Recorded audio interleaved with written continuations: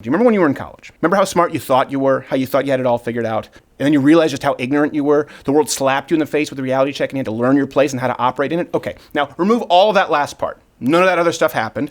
You're just an ignorant college student who's never lived in the real world. And now you're a congresswoman. Hey, Gavin McInnes is in third chair. Hello! DefendGavin.com is where people go right now to defend you from the SPLC, right? Yes, to help me fight. And they can give you some money, right? The best offense is a good defense, and a good defense means muchos dineros. Is that what it means? Yeah. We're going to be talking about the Green New Deal. Hold your thoughts. Before we get to it, okay, question of the day. What part of Cortez is Alexandria? Is it Alexandria, Nina, Pinta, Santa Maria? Yeah, you gotta get it in. Cortez? Yeah. What part of Cortez's Green New Deal is your favorite? Was it the eliminating air travel, the farting cows, the complete lack of self-awareness, and drafting a bill whose language was found once upon a time exclusively in the limitations of an insane person? Let me know. I have mine. We'll go through all of it. I vote yes on all of it. Let's go context first. Everyone's been talking about the Green New Deal. I think you've talked about it quite a bit, if I'm not mistaken. Oh, yeah. I think it's the best thing for Trump that ever existed. That and, unfortunately, the 40-week abortion. They turned abortion into a winning issue, but now they've turned energy into a winning issue. Let's stand back. Let's take some time off and just let them destroy themselves. True. One thing I will say, unfortunately, there's been a lot of fake news surrounding it, and there's been some real news that the supposedly real news claims is fake news, but then they admit that it's real news. If it sounds confusing, it's because there's no real news. So I'm going to do my best to try and separate fact from fiction. I would say there are four main takeaways from the Green New Deal. The first takeaway is the new insanity baseline of the left. The first thing everyone noticed was that the bill is terrible. Yeah. But it also reads as if written by a crazy person, maybe because it was spearheaded by this crazy person. The world is going to end in 12 years if we don't address climate change. And your biggest issue is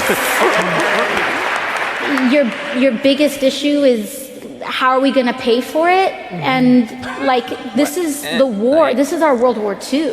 Okay, listen. Whoa. Do we still have to pretend like she sounds intelligent? Do we have to? No. Do we have to continue this facade? I don't like Nancy Pelosi. I don't like Hillary Clinton. They don't sound borderline retarded as she does. Why is paying for it an irrelevant detail? I know. Okay, say the world is going to end. How are we going to pay for it? That's a really big detail. It seems as though that's something they wouldn't gloss over in Armageddon. Yeah, exactly. Because if you can't pay for it, guess what? The world's going to end, and it sucks. By the way, according to its own FAQ summary, the Green New Deal called for every single building in America to be rebuilt, high-speed railroads to replace air travel, eliminate actual cow farts. Put that in quotes because it's real. This isn't air quotes. I don't know if you can use air quotes for real quotes.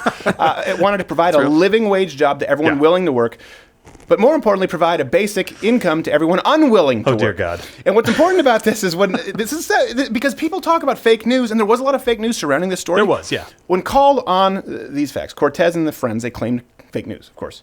Then they just said, well, the wrong draft had been uploaded. And we'll get to more of that later. So the horrors of the disorganized rollout are surpassed only by the ridiculous demands in the actual bill. It's as extreme as it gets. I think people need to note that, and I would encourage you all to go read it. But who endorsed it? Cory Booker, Kamala Harris, Kristen Gillibrand, Elizabeth Warren. Anyone else I missed? Pretty much everyone in the DNC. Yeah, everybody's going to run for president. Potentially, yes, exactly. Potentially your next commander. Put my name in there. Cory Booker, too. Again, we're talking about letting the left destroy themselves. Cory Booker went on this rant comparing the Green New Deal to fighting Nazis and landing on the moon or something. Here you go. Oh, it's too expensive. Oh, it's all of this. If we used to govern our dreams that way, we would have never gone to the moon. Is that why they hate the wall? Who came forward They see the wall's too expensive. from the scourge of Nazis, totalitarian regimes? We came forward. I really can't follow him. He goes to the moon and Nazis. I don't know. I don't know what they're trying to do. Cory Booker is my least favorite white person in America. Yes. He makes me feel racist towards Followed white people. closely by his good friend T-Pain. Yeah. Was it T-Pain or T-Bone? T-Bone. Right? T-Bone. Yeah, I'm T-Bone. The funniest thing... Maybe we should call you T-Bone. T-Bone! Yeah. Vice President T-Bone. By the way, hit the notification bell if you haven't joined Mug Club, loudscreen.com/Mug because apparently subscriptions don't mean anything on YouTube anymore. So notification bell, Mug Club, of course, subscribe on iTunes so you can listen to the audio version. I think another takeaway that's really important is this highlights the left's true agenda, which is socialism. The Green New Deal is really not about the climate. It's about socialism. The premise of the bill is that it somehow benefits the environment. But something people have been missing is that it conveniently involves a tippy-toe toward the government effectively seizing private property and then rebuilding it. Temporarily. They're going to give it back. Oh, of course. They're trustworthy. Yes. This is. I don't know why not more people have been. Now I sound like Cortez. I don't know why so few people have been discussing this. It requires dramatically increased government control of almost every industry from the top down. Think of it. Transportation, farming, you name it, government controls it. Cortez admits, by the way, the private sector can't fund everything proposed.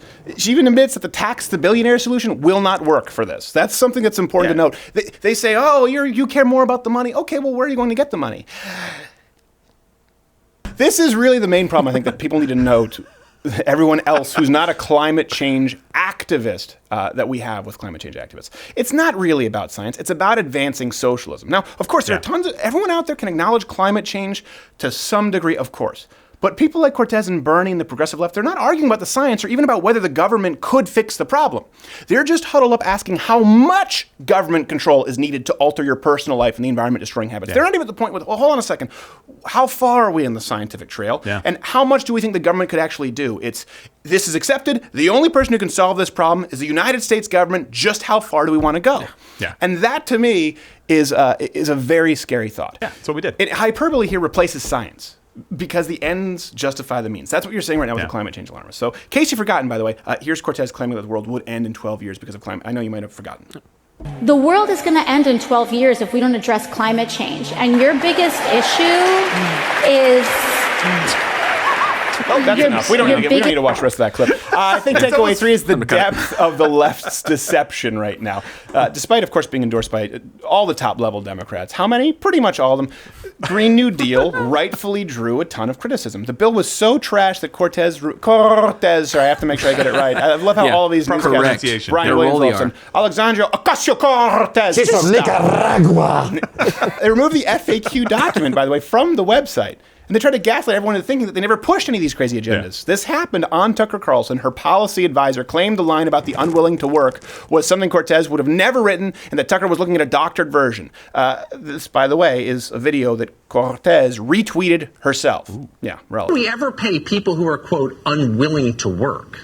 We never would, right? And AOC has never said anything like that, right? I think you're referring to some sort of a document that some doctored document that somebody other than us has been circulating. Except she did, and you would, and it's in your document. By the way, that specific line is still available in the archived version. I believe on her website. You can go check it out right now. She also picked like the least credible guy that you could possibly pick to defend her on there. Yeah, By what the way, does Lindsey Buckingham know about the New Deal? I thought it was Sideshow Bob. If that is not a toupee, he is working really hard to trick us.